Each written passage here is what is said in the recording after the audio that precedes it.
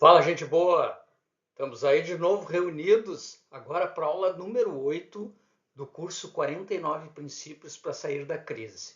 Na aula 8, nós vamos falar do segundo princípio, o princípio da inclusão. O que vimos na aula anterior? Bom, na aula anterior nós vimos o princípio número 1, que é o princípio dos relacionamentos, e vimos o movimento dos objetos isolados para os relacionamentos, da primazia cartesiana dos objetos isolados para a primazia sistêmica dos relacionamentos. E o que veremos então nessa aula? Nessa aula nós vamos ver a postura que nós já vínhamos conversando, que é essa coisa de incluir os relacionamentos, ou seja, a postura de incluir. Se no pensamento cartesiano nós temos um princípio, uma postura básica de exclusão, porque nós vamos isolando os objetos, isolando as partes, excluímos tudo que não faz parte, tudo que não é o objeto, e com isso vamos excluindo o contexto, os relacionamentos. Nessa aula nós vamos ver a importância de uma postura de inclusão, incluir para entender mais amplamente as coisas. Então, segundo princípio, o princípio da inclusão, da exclusão para a inclusão. Vamos então com o quadro Consulte o Aurelião, vamos ver no Aurelião a palavra incluir. Bom, incluir, todos nós sabemos, é uma palavra de uso corrente, né? Significa encerrar por dentro de, ou seja, encerrar por dentro de algo fechado. Fazer constar de, fazer juntar, inserir, introduzir, conter algo. Ou também essa noção de compreender, conter ou abranger. Ou trazer em si, dar origem a também, são significados de incluir. E implicar, envolver e importar. Mas o que é relevante é nós consultarmos o Aurelião a respeito da etimologia e a busca da essência das palavras. E veja que coisa interessante nós vamos encontrar no latim includere, que é a origem da palavra incluir, que é in, dentro, mais claudo, fechar, encerrar, cercar por limites. Então, sobre incluir, eu imagino ou reconheço o limite de algo e ponho algo para dentro. Seja colocando de fato algo que está fora para dentro, ou seja, reconhecendo algo que está fora, aumentando os limites dessa fronteira fechada anterior. Então eu incluo tanto pegando o que está fora e colocando para dentro, quanto aumentando os limites daquilo que eu estou me relacionando.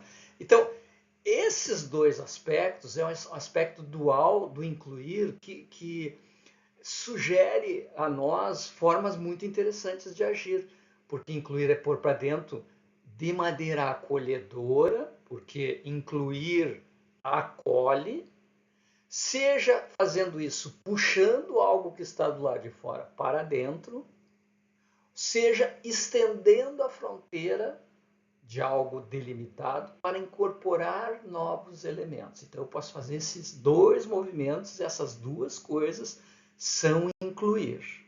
Sobre o princípio então da exclusão.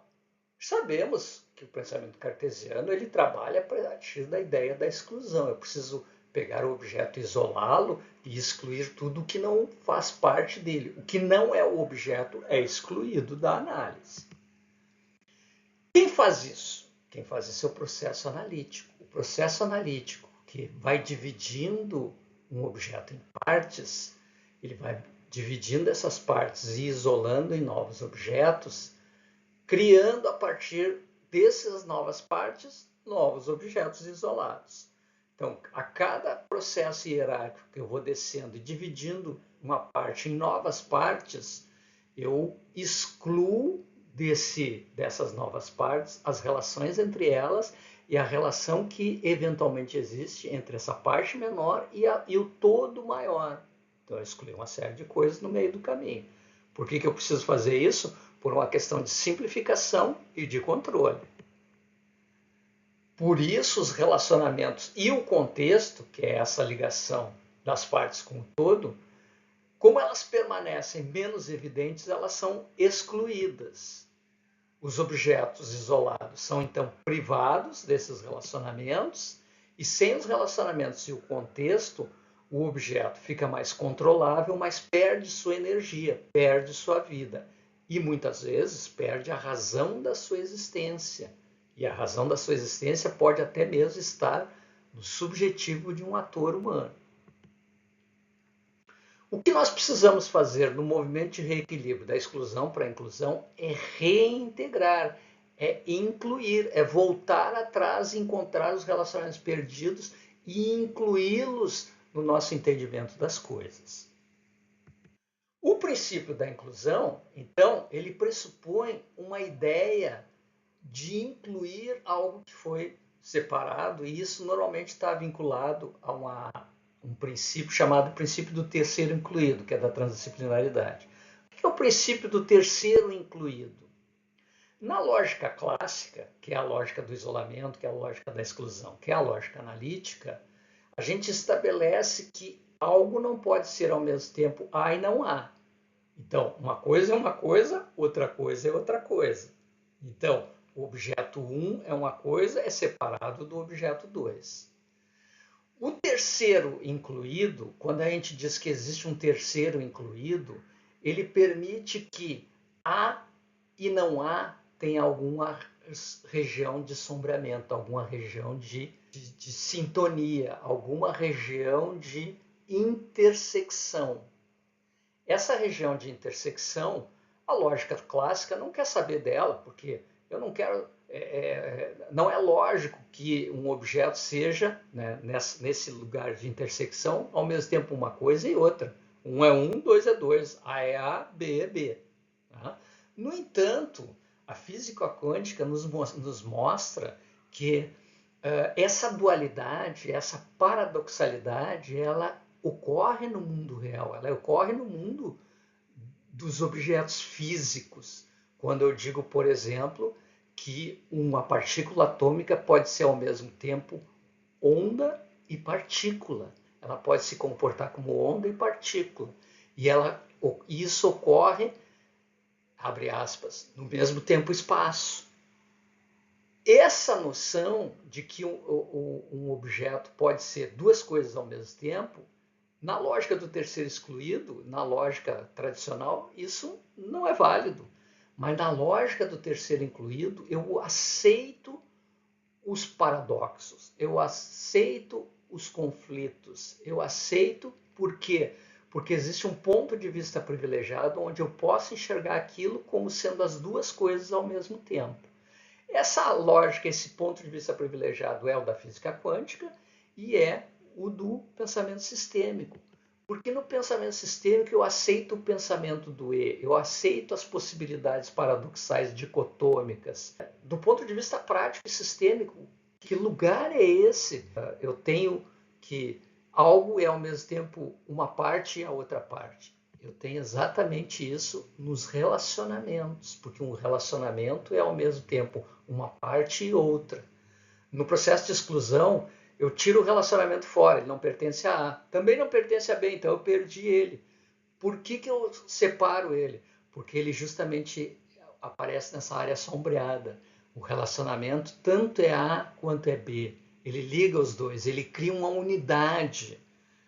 Então, quando a gente vai para o princípio da inclusão, eu quero incluir o entre, eu quero incluir o que está sombreado, eu quero incluir o que foi excluído pela lógica do terceiro excluído. Eu quero incluir o fluxo, eu quero incluir a energia e quero enfatizar a necessidade de considerar ativamente os relacionamentos para uma compreensão mais holística do mundo.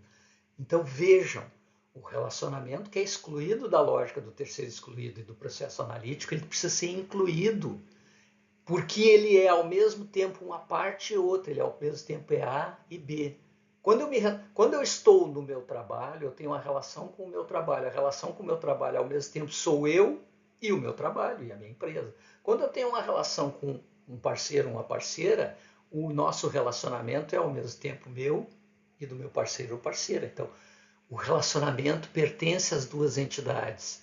E eu começo a perder, começo a me afastar um pouco dessa ilusão que os objetos são separados. Os objetos não são separados.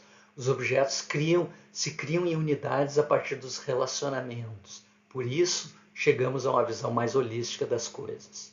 Com isso tudo, questões para refletir. Quando você tem um problema no trabalho, como dificuldades de saúde mental, por exemplo, a culpa é de quem? Sua ou da empresa? Quem ou o que isoladamente é a fonte do problema? E quando uma organização tem um problema, você acha que ele deve ser analisado isoladamente?